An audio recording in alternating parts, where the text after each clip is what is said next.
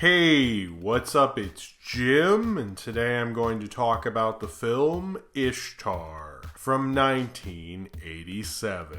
Ishtar is considered one of the most disastrous box office flops of all time, but in recent years it's gotten a much better reputation because of a recently released director's cut on Blu-ray and more recent examinations from everyone from Quentin Tarantino to Edgar Wright to Lena Dunham to Martin Scorsese, who have all praised the film, even though it was considered one of the worst films of the 1980s and especially gone after by critics at the time. And it's not a film I love, but it's also not a film I hate. I think people get a little too obsessed with the box office flop of this movie, and it was quite a pretty big disaster. I find it incredibly fascinating. I've always found it to be kind of a strange, weird, cinematic find. Just the whole time I'm watching, I was like, wow, how did this come together? Like, there's only really one movie like Ishtar, and that's what makes it so fascinating, because it is a 1980s send-up of the road movies, which is why I'm reviewing this. After having reviewed all of the Road movies, or the Road 2 movies starring Bob Hope and Bing Crosby, I thought I would actually rewatch Ishtar because I figured it would be an interesting idea to re-examine it after having seen all of the Road movies and maybe see some parallels someone else hadn't seen. I honestly didn't, but I wanted to look at this film now through those eyes and from the ideas it takes from that series and then brings to Reagan-era politics in the Middle East, and also changing the dynamic that Bing Crosby and Bob Hope did, but also kind of using it as well. It can be extra super depressing in the parts of New York, but extra funny and wacky and slapstick when they get to the Middle East in Ishtar. It's very all over the place, but something that you'd never see Dustin Hoffman or Warren Beatty play like that ever again. You'd never see anyone really try to make a movie like this ever again. It's no wonder why, since it was such a notorious flop. It's such an odd mixture of big Hollywood egos and interesting artistic intentions that mix together to make quite a unique, bizarre kind of big budget movie that no one could ever make again. Two singers played by Warren Beatty and Dustin Hoffman, who are very terrible singer-songwriters who are trying to make it big in New York. They keep mentioning Simon and Garfunkel, but they don't actually sing any songs like Simon and Garfunkel, so I don't really know why they bring them up so much, but they're very bad and they want to try to make it in the entertainment industry, and they get an agent and he books them a gig in the Middle East, and they go to play in a hotel where journalists and officials from the army stay, and to get away from their depressing lives in New York. And they go to the Middle East, and as soon as they get there, Dustin Hoffman is approached by Isabella Adjani's character, who gets him involved in the communist government coup that's going on at the time, and then Charles Grodin's character, who works for the government, is trying to get Dustin Hoffman as well involved so he can have him hear things and find any information they can bring to the government, as Middle East politics and a very desperate political system comes between these two terrible lounge singers who have all the information and all the parts and become major players in this political situation, and somehow both sides have to use them to get themselves out of it. I think when you're talking about this movie, it's really hard to not talk about how it was a big box office disaster. That's kind of how most people even have heard of it, because it's actually very hard to find. And it was never even released on DVD, or at least in America, or if it was, very briefly. It had a very small VHS run. It eventually did get the Blu-ray release, but even trying to find it to do this review, I could only really rent it on YouTube, and that was the director's cut. And that seemed to be pretty much the only version now, and it's still not the easiest film to find. You can't really stream it anywhere. But I think it became so notorious as a bad movie, they probably don't really want to stream it. But it has always been an interesting cinematic fascination, mostly because of all the behind-the-scenes stories.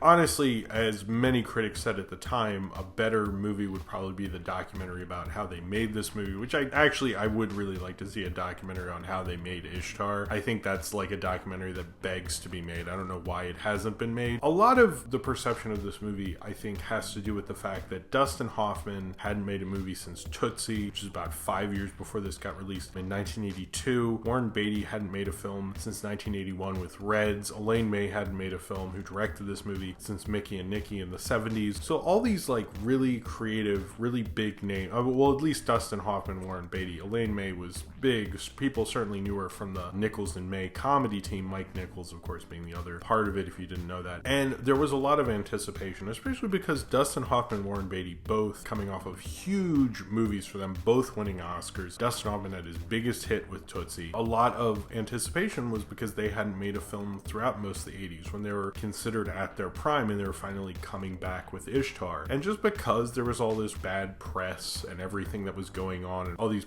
terrible egotistical things, and like who exactly was in charge, was it Dustin Hoffman, was it Warren Beatty, was it Elaine May? It seemed to be more of a fight between Elaine May and Warren Beatty, to be honest. Beatty produced it, Elaine May wrote and directed it. But I think that had a lot to do with it. You had two of the most promising movie stars of their age. They were really the two who started off new Hollywood. They seemed to survive the change into the more corporate 80s Hollywood. Notice that I mentioned two films that came out in the 80s. This was after Star Wars and all the big blockbusters were already happening, so they survived all that, really. You know, they at least survived the beginning of it, and so it seemed like they were going to continue to be big movie stars and have all the promise that everyone thought they would have. And I really think that has a lot to do with a lot of the negative connotation, and also because if they had made something between this and their big stuff, or people knew there was another movie coming down the pipeline, there'd been something to soften the blow of this being the big movie, I think that probably would have helped this film a lot, and it wouldn't have the negative reception it really has. Certainly the negative press and hearing about all these crazy stories on set, from them moving a sand dune to get a better shot, whether it's true or not, I do think them being gone for that long period of time actually did have a lot to do with how this film was so negatively received, because it's kind of a strange movie. If you watch the beginning of it, it's trying to do the road movie. Apparently Elaine May actually wanted it to be called The Road to Ishtar, or Road to Ishtar, and Warren Beatty didn't want that because he didn't want them compared to Bing Crosby and Bob Hope, which I guess, but I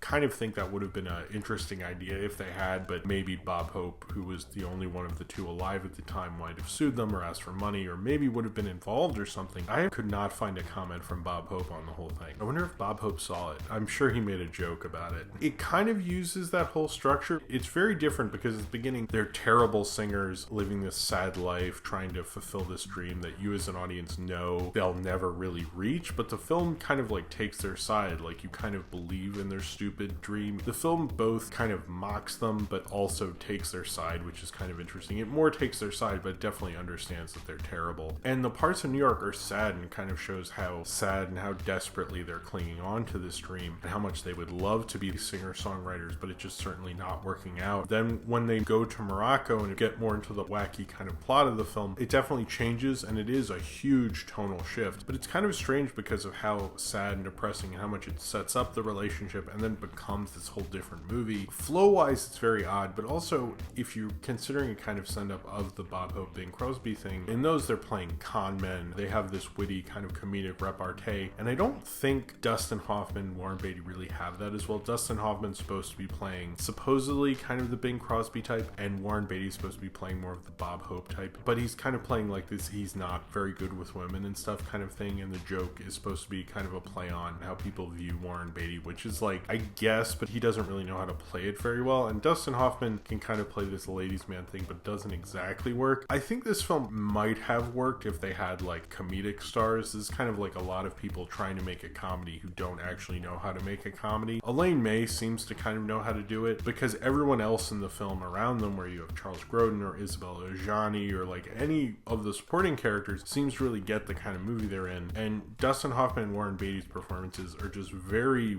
weird and strange. They're different performances than you'd ever seen from either of them. A lot of this film, when I watch it, to me is interesting and fascinating, and you're like, wow, okay, that's kind of a weird way to take this and to take that, and like that for me interests me. But I really feel like Warren Beatty particularly was completely miscast in this. I don't think he was a good pick at all. I really wish they had had like a John Candy maybe with Dustin Hoffman, or maybe like had two people who could have had great comedic chemistry together, or had more of a comedic actor with Dustin Hoffman. I didn't really feel like Warren Beatty fit well within this movie performance-wise. He produced this because he had so much clout, and he wanted to give his friend Elaine May a shot at being a major director and all the money she could possibly want, and he used his clout to do that. And she had helped done an uncredited rewrite on Red. She'd helped write Heaven Can Wait. She had done a lot for Warren Beatty over the years, and she actually also helped out Dustin Hoffman by doing a rewrite of Tootsie. So she had like really helped these guys reach their career highs, so they felt like they kind of owed her in doing this film. Both their careers would rebound. Dustin Hoffman would later do Rain Man and have a great career in the 90s, and Warren Beatty would later go on to do Dick Tracy and Bugsy, and he was fine after that as well. The only one to really suffer from the reputation of this film would be Elaine May, who actually never directed another movie again. A lot of people say the term director's jail was invented because of what happened to Elaine May after Ishtar. It's the idea that like after you make a bomb, you're in director's jail and it's hard to get out of that because of your notorious bomb and the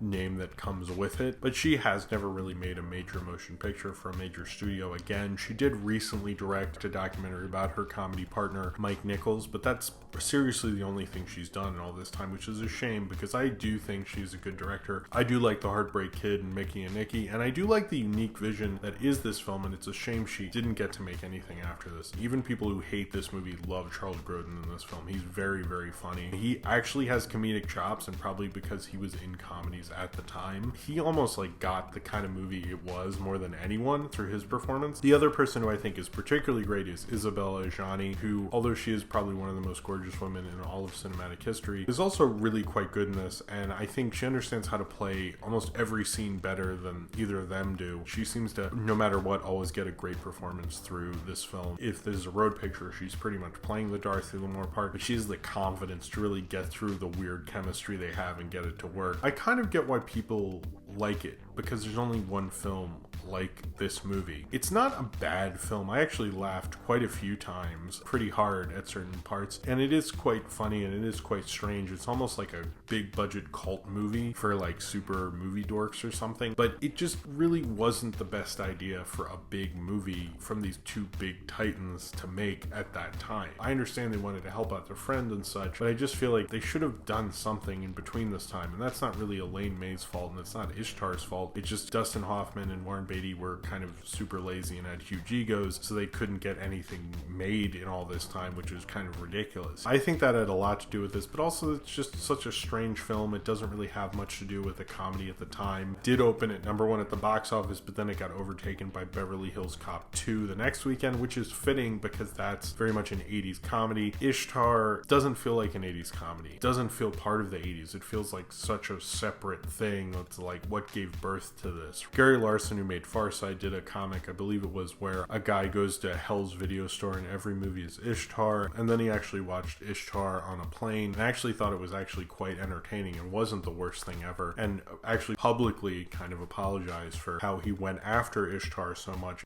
I'm not gonna act like this is good. If you're into film, it's an interesting film to see. It's an interesting idea to do this kind of movie, and politically they do some interesting things with the Middle East, and it is kind of an idea of what if they went on a road movie now with the political situation, went to more of a realistic idea of some of these places they're actually traveling to. Although the idea of this movie ends up being fascinating and interesting, it kind of goes into the problem with the later road movies where they don't exactly know what they're parodying. And I think the whole concept of this works at its best when it's parodying adventure films, which is kind of interesting that this came out in 1987 because they clearly could have parodied adventure films because you had Romancing the Stone and particularly Indiana Jones movies. So if they kind of understood the kind of movie they were actually basing this movie on, maybe they could have done something a little more interesting with it, but that's also kind of not the movie they're doing. They're doing the idea of what if they went to this place and it was really politically what it was like. I think Elaine May came up with a good concept, and it's probably the only real way to do an update of the road movies until Road to El Dorado. But when you have something like Ishtar, which is this weird amalgamation of totally different things, which by the way does work, it's actually very watchable. It of course got ripped apart and considered a terrible film, and because you already had all the bad press, it just kind of ballooned into what it became. I think that kind of helps the movie and helps it live on because people are like, well, is this really that bad? And I don't think it is. I think it's an interesting, fascinating little bizarre, big, expensive movie. It's a lot of different things, and to be honest, I can understand if you think this is a mess. It doesn't entirely work all the time, but for the kind of weird artifact that it is, that's enough of a reason to watch it for me. I have seen it twice, and both times I find it kind of a fascinating, interesting experience to have this kind of window into what Hollywood was for these two big movie stars at the top of their game, and what they chose to use their power for. And they used their power to kind of reward one of their good friends who helped them get to that level. It just really blew up into a hugely excessively budgeted film that just kept growing and growing and growing, and they really honestly just couldn't stop it, and it just got worse and worse as it went on. But regardless of that, it is a fascinating film, and if you're curious enough to have watched this review and kind of think about Ishtar, it's not just worth reading the Wikipedia article, it's actually worth seeing the film, because it's a film and an experience you won't soon forget. So if you have seen Ishtar and you would like to talk about it, then comment below in the comments and subscribe if you would like to.